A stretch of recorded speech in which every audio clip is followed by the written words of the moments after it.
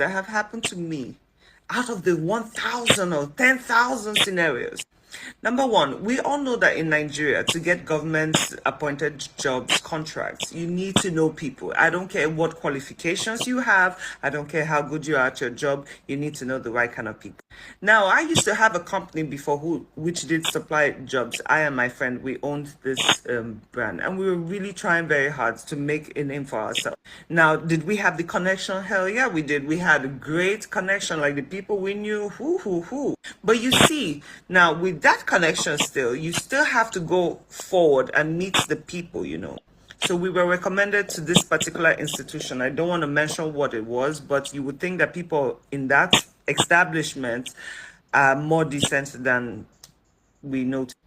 Now, we were recommended to go to this particular guy, We spoke to him about our project and what we plan to do. So basically, it was to paint the whole establishment, which was a lot, and buy computers and furniture for the place, which I don't even want to say how much money would have made from that. We got to the understanding that, listen, he says he wants 20% of the deal. And we're like, you know what? It's a huge contract. So no problem, let's do it. And mind you, we'll still have to sort out the person who referred us there. But after everything was established, this man had the audacity to stand up and tap my ass because he says, now that's the second part of the project. And we're like, excuse me, sir, I don't understand. You're already taking 20% from us. Like, this is not going to happen. And he's like, listen, honey, like, if you ain't doing it, somebody else is doing it. And to top it off, he didn't just want one of us. He wanted both of us. So tell me in that situation what a woman was supposed to do. And mind you, it wasn't even a time where you could say, oh, let me film. Because guess what? As soon as you walked into the building, you were asked to leave your phones at the entrance. So you couldn't even tape it. So apart from the foul memory you get from that experience, how else are you supposed to give proof? Unfortunately, yes, in the world, there are a lot of women who do come out and lay false accusations on people. But those percentages are very little. Tell me what I should have done in that situation. Situation number two. I was also in real estate at one point, before I built my studio. I wanted to have more funds. So I'm like, let me go into this business. Now, on this particular day, I met this guy. He sounded very decent. He was as old as my father. He's like, listen, I have a big name. He actually did have a very big name in the real estate business in Lagos. And he's like, listen, if you can help me with my properties, you can put them on the market and you get a commission, blah, blah, blah. So as time went on, we discussed about it. And he said, listen, let's have an official meeting in my office. So I went to the location, dressed properly. I had my jacket on, long pants, everything covered, because I don't want to. I've been in situations like this too many times that I just want to avoid any drama. So decent is. Now, on getting there, within the first 5 minutes of the conversation, this guy already strayed away from business. He started asking me a lot of personal questions.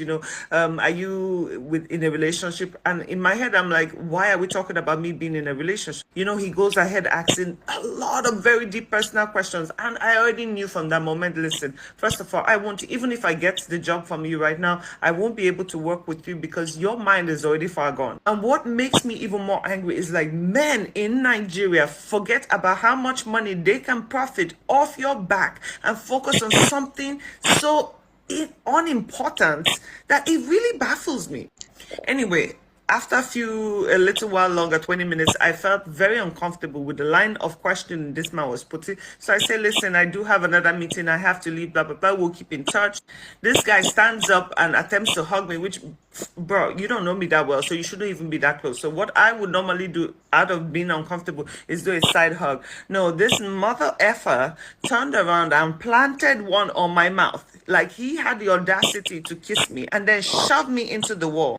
Now, I'm not going to lie. In that instant, I had so much fear in my heart because, first of all, his office was in the back. There was only a secretary way in front. Even if I screamed, nobody would have heard me. And just oh my God. See, I tried to push this man off. I tried very, very hard. Finally, eventually, I did get him off me. And he just kept talking about how beautiful I was and how he just needed to have some. See, I got myself out of there. The first thing I did was block that man's number. That was a dead deal. And I'm not going to lie, I got home and I cried because I'm like, how much does somebody have to go through to deal just to provide for your family? Now, I kept receiving calls, no joke, for about 3 months. It was minimum of 7 calls a day to 28 calls a day. This man will call off different numbers. Remember, I blocked him, so he will call me off different numbers saying how he really wants me, how he did it. Forget all the real estate, or there was nothing about work. I threatened this man. I screamed at him. I blocked more numbers. More numbers kept calling me. The only time this guy backed off was when I threatened, because I started taping the conversations. I'm like, listen, I need to have proof, because if I ever have to report this guy, I need to have something. The only time this man backed off was when I threatened to expose him on social media, because he had the family, he had children, he had everything. You know, that was the only time he decided to back off. But why do I have to go through that? Senator Natasha is a very beautiful woman. I mean, the more I listen to her, how like she's gorgeous. I understand why some men will have the audacity to even approach her in such a manner. They don't care if you're married. If, like I said in my previous video, they don't care if you're married, if you're pregnant. They do not care. They want what they want when they want it, and you're supposed to deliver. I have lost so many jobs and great opportunities in my life because I refuse to fall for this. Because listen, if I would ever have to do anything with any man, it is because I want to, because I genuinely like you. There is no way in hell you're going to put pressure on me and feel like because you're going to put a couple of thousand in my account or millions, you think you are. And oh my God, my strong head is more than the money you want to give me. And then some people have the audacity to say women are emotional. Men, I am sorry, and this is another topic, men have always, from the beginning of time, known to be the most emotional people ever. But you know what? We will take that one too. Call us emotional. We're fine with that too. Some men would even justify in my comments, but even men are being harassed and everything. Yes, they are. Just like my other video, I said men are narcissists. Oh, but women too. Yes, they are. But we're talking about percentage right now. If a woman taps a man's ass, you have the chance to report it. You have the opportunity to do that. But because you guys have made yourselves heroes, you don't want to embarrass yourself by saying anything. And this is where I say the shame comes in. A lot of people say, oh, if a woman was raped, why didn't she report? Because somehow society will make you feel ashamed of being the victim.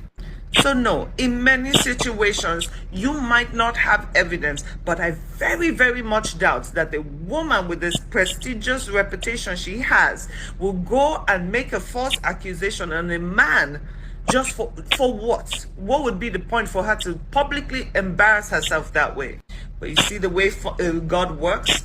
Sometimes you might need to fall before you rise. Because I'm telling you, this woman has become a movement. If she decides tomorrow to be president, I will vote for her. Because sometimes you have to fall to rise, and this is a perfect example of that. God will never let a good woman fall or a good man fall. This woman has, like, she has done things for her community. People genuinely just love her because of the actions she has taken. How many people now can tell me in our between our politicians that can come out with their full chest and walk through a crowd of people? My dear, she could. That woman is an iron woman, and if you cannot give her the respect, shut the fuck up on the internet. Don't come talking rubbish, because we don't want to hear it. We want a better community, and that's that. We're not comparing ourselves to anyone else. We need to reform us first.